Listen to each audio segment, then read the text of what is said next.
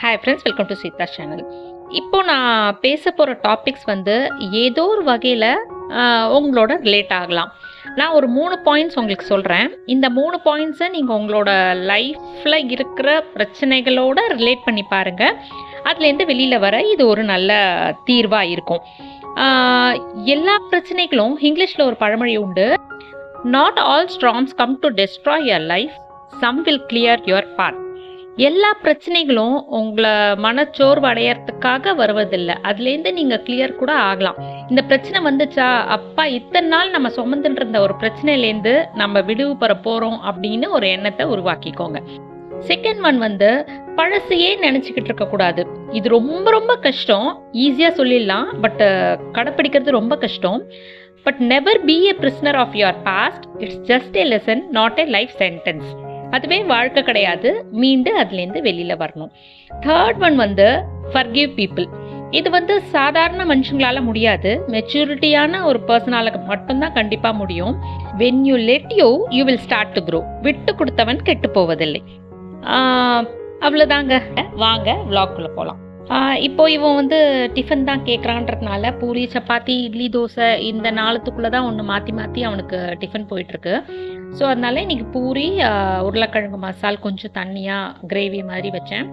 அதுதான் அவனுக்கு டிஃபனு. அப்புறம் ரசம், வெண்டைக்காய் கறி, கோஸ் கறி. சமையல்லாம் கடகடன்னு முடிச்சுட்டு துணியெல்லாம் எடுத்து மடித்து வச்சுட்டு ஒரு டோஸ் துணி போட்டுட்டு வீடு பெருக்க ஆரம்பிச்சிட்டேன். நான் மெயினாக இது உங்ககிட்ட ஷேர் பண்ணிக்கணும்னு நினைக்கிறேன். இந்த தொடப்பம் வந்து நான் 140 ருபீஸ் கொடுத்து வாங்கினேன். ஃபஸ்ட்டு வந்து எங்களுது சிங்கிள் இதில் இருக்கும். இது வந்து ஒரு 4-5 சேர்ந்த மாதிரி பட்டையாக இருந்து, ஸோ பெருக்க நல்லா இருக்குமே அப்படின்னு சொல்லிட்டு நான் வாங்கினேன்.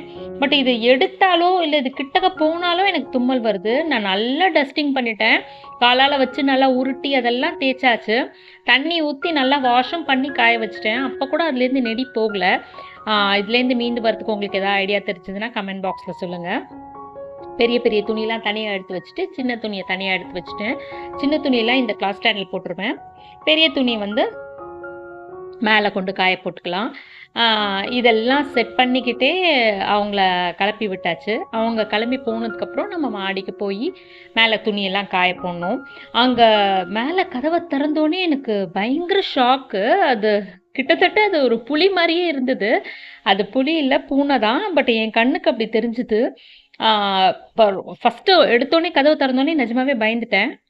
நாம தான் வந்து பல்லிக்கு, கரப்பான்பூச்சிக்கு, எலிக்கு எல்லாத்துக்கும் பயப்படுற ஜாதியாச்சா. கொஞ்சம் பெரிய சைஸ் இந்த பூனை. ரொம்ப பெருசுன்னு சொல்ல முடியாது. பட் அது துள்ளி பாஞ்சோடனே நான் ரொம்ப பயந்துட்டேன். ஏன்னா எதிர்பார்க்காத நேரத்தில் அது கீழே படுத்துட்டு இருந்தது. என்னால் அது கேப்சர் பண்ண முடியல. நான் ரொம்ப நேரம் கூட மொபைல் எடுக்கலை. ஏன்னா அது என்னை பார்த்து பயப்பட ஆரம்பிச்சிச்சு. சரி, ஏதாவது அவசரப்பட்டு குதிக்க போதும். இங்கே பாருங்கள் எவ்வளோ அழகாக மேலே ஏறி படுத்துட்டு இருக்கு. இது ஆக்சுவலி முன்னாடி இந்த யூனிட்க்கு கீழே படுத்துட்டு இருந்தது. அப்புறம் ஒரே பாய்ச்சலாக அந்த ஸ்லாப் மேலே ஏறிடுச்சு. நான் அப்புறம் அதை ஃபோக்கஸே பண்ணலை. ஏன்னா அவசரப்பட்டு அந்த சைடு தாண்டி குதிச்சு அதுக்கு ஏதாவது ஃப்ராக்சர் ஆகிட போதும்னு எனக்கு பயம். நான் மேலே எடுத்துகிட்டு வந்த அந்த பெரிய துணியெல்லாம் உணர்த்திட்டு திரும்பி பார்க்குறேன், காணோம். அது எப்படி போயிருக்குன்னா ரொம்ப ஸ்மார்ட்டாக இப்போ இருக்குது. அடுத்த கிளிப்பில் காண போயிருக்கோம். அது எப்படி போயிருக்குன்னா அந்த ஸ்லாப்லேருந்து அந்த மரக்கிளைக்கு தாவி அப்புறம் அந்த காம்பவுண்ட் செவர்லேருந்து திருப்பி அந்த ஷீட்டுக்கு போயிட்டு ஷீட்லேருந்து கீழே குதிச்சு மொல்ல தாவி போயிருக்கு. அப்புறம் ஒரு டோஸ் காலையில் கீழே மடித்து வச்சுருந்தோம் துணி. அப்புறம் மேலே நேத்தி காய போட்ட துணி எல்லாத்தையும் மடித்து ரெடி பண்ணியாச்சு. முதல்ல இங்கே தான் வந்து குளிக்க வருவோம். இந்த தண்ணி ரொம்ப ஸ்லோவாக வரும். இது உள்ள இன்பில்ட்டாக அந்த செவுத்துலேருந்து வருது பைப் லைனு. அது என்ன பிரச்சனைன்னு தெரியல. இதுலேருந்து டேப்லேருந்து இந்த ஹீட்டர்லேருந்து ஓப்பன் பண்ணி அந்த பைப் வழியாக பார்த்தோம்னா தண்ணி ஃப்ளோ நல்லாயிருக்கும். பட் இது உள்ளுக்குள்ளே போகிறதுல ஏதோ அடைப்பு இருக்குது போல இருக்குது. தண்ணி ரொம்ப ஸ்லோவாக வரும். அதனால இதை குளிக்கதே விட்டுட்டோம். ரொம்ப நாள் ஆச்சேன்னு சொல்லிட்டு இன்றைக்கி மேலே வந்தோம். அவ்வளோதான் ஃப்ரெண்ட்ஸ், இந்த vlog இதோட முடியுது. வீடியோ பிடிச்சா லைக் பண்ணி ஷேர் பண்ணுங்கள். பாய்.